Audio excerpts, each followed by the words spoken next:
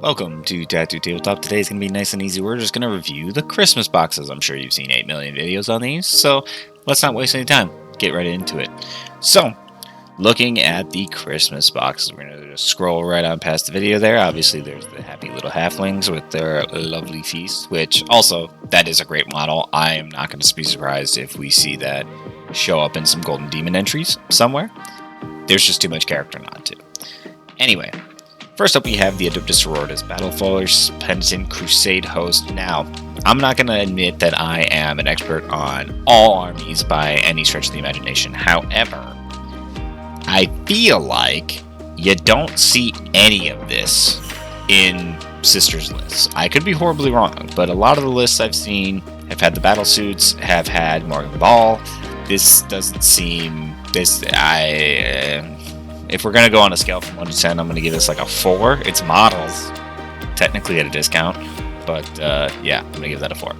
Knights, 4 armigers, 1 big guy. I know that the big hullabaloo about this is that apparently this does not come with the complete sprue.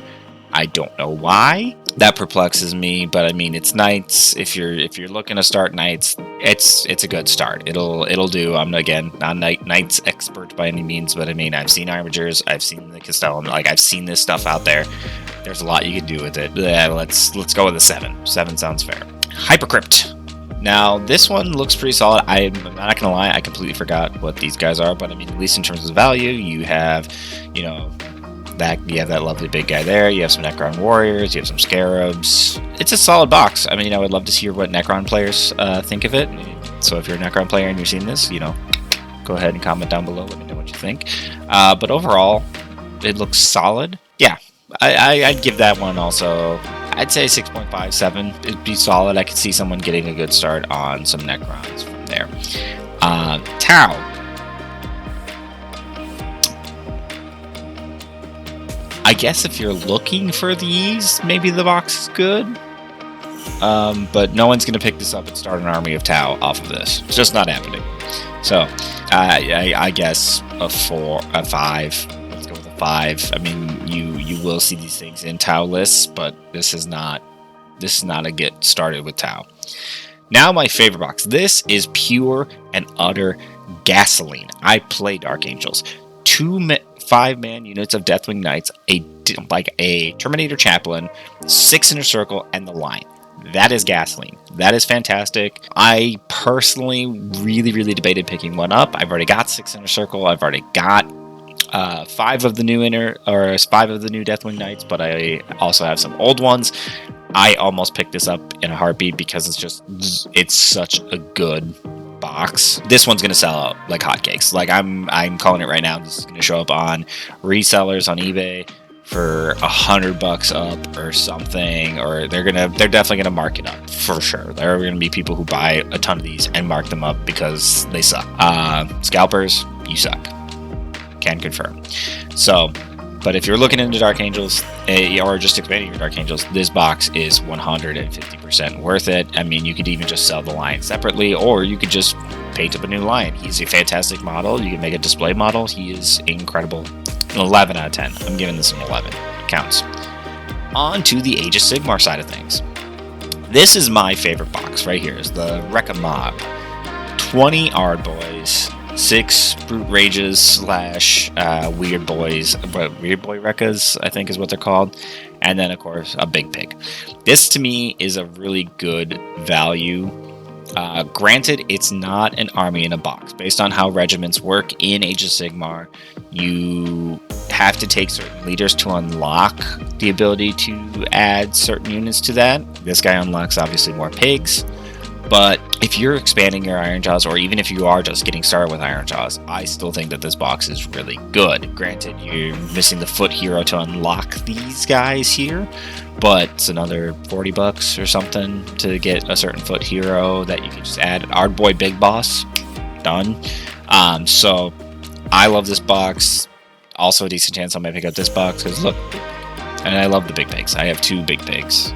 I built the Tusk boss, I built that variant, and I built the one beneath that one that's not the boss version, but that has the 2 guys standing on the blades. So, and I have 2 sets, or I have 6 Brute Rages, and Ard Boys. I think this is a great value. These are all new sculpts, and they are lovely. So I'm gonna give that one. I'm gonna give that one a solid 9 because I really like that box. I know, again, you can't make a straight up regiment out of it, but I think it's good value for what you get. Flesh Eater Quartz box. Obviously, I also play Flesh Eater Quartz, so they display it as Crypt Flayers and Crypt Horrors. No, there's the other guy. I was like, where are the other horrors? I don't know what I would honestly... If I was going to change something about this box, I would probably swap out Gormain for maybe an Arch Regent. Yeah, probably for an Arch Regent. I think that's probably more useful. This is something you can obviously just pick up and play right out of the box. Like, this is actually pretty solid. And obviously, you can build 6 Crypt Flayers, you can build 6 Crypt Horrors. Like, that is completely and utterly up to you. I would imagine, if that's the correct kits, and of course Morbeg Knights. I mean, I'd argue right now probably one of the best plays for Flesh Eater Quartz involves a lot of Morbeg Knights, purely on the basis that Morbeg Knights are a 4-up save. So they're much more likely to have a 4-up save. They're much more likely to have an actual ward. I mean, at least so far this edition, my hardest matchup with Flesh Eater Quartz has always been Lumineth, because they can just move up, shoot me, and at -1, you're getting rid of like almost these guys as saves, you're getting rid of these guys as saves, and then you're getting rid of the ward. So this box overall pretty good. If you're looking to get into Flesh Eater Quartz, this is pretty solid. Just pick up an Arch Regent or something. Gormain, I still like Gormain. I still think he's a pretty solid model. He's made it into 1 or 2 of my lists. I've given him some try. He's got some really good abilities. They just need points adjustments. They really need points adjustments, and the rules are completely fine. That's the only thing that's really upsetting, is they just need to change the points on them to fit another unit in there, and then they would be golden. Founding Foray, Cities of Sigmar. Again, I think Sigmar won the Christmas boxes this year, because so far there's 2 of them that actually have proper value to them. 10 Fusiliers.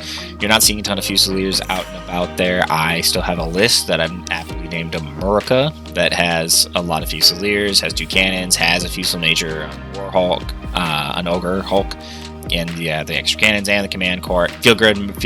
Free Guild Marshal and Relic Envoy, 5 Cavaliers. This is a good box. Pick up 2 of these, and you've definitely got a force. You can run 20 of these, 10-man unit of these. You know, one of these guys to pair with this to give him a 5-up ward, which is extra nice, and then you have 2 cannons and 2 Fusil Majors. That is an army in a box. That is great. Buy 2 of those. So if you want to start cities, and you'll have some of that, and then you can just supplement it with Steel Helms, easy peasy, lemon squeezy. That box for that one gives me that's an 8. Actually, yeah, I'd say that's a 9. I'd give that a 9.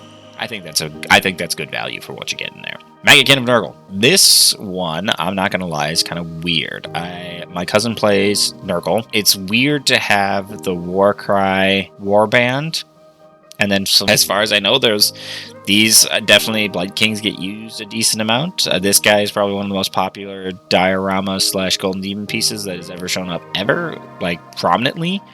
Bloatflies, I've seen a decent amount of those. I mean, makes sense. I'd say 6, 7. Again, not an expert on it, but you know what? Maybe not. I guess I'd have to know the price of these guys if you come in a pair. I think they come in a pair, so I'd imagine 60, 70 bucks, I think. So that's 140 to 200 for sure, and then yeah, okay. So I mean, like decent value. I mean, but you really would want to probably be looking for these units. Not if you're just starting Nurgle.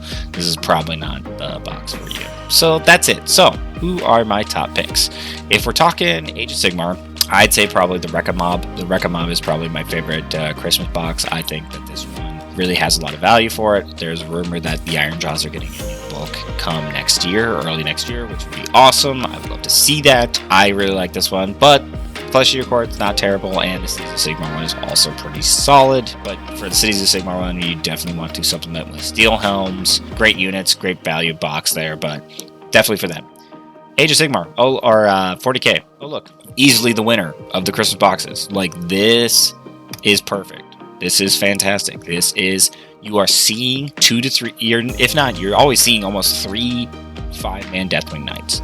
Every single list. Every single time.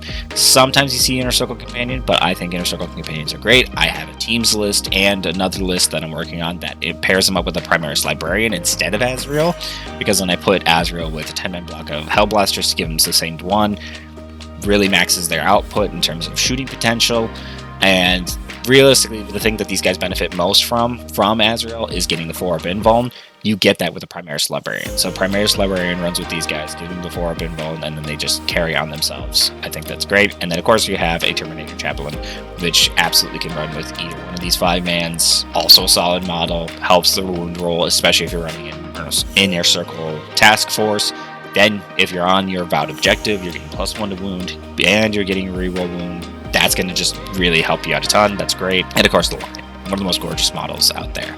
I feel like 40k, this is the box. These are okay. This is not great. This is okay. This is okay, I think. Again, Necron players, let me know down in the comments.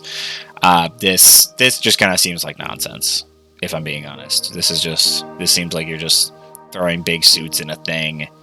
I don't see... Unless someone's looking for these things, I don't see a reason for people. So, that's all from me today from Tattooed Tabletop.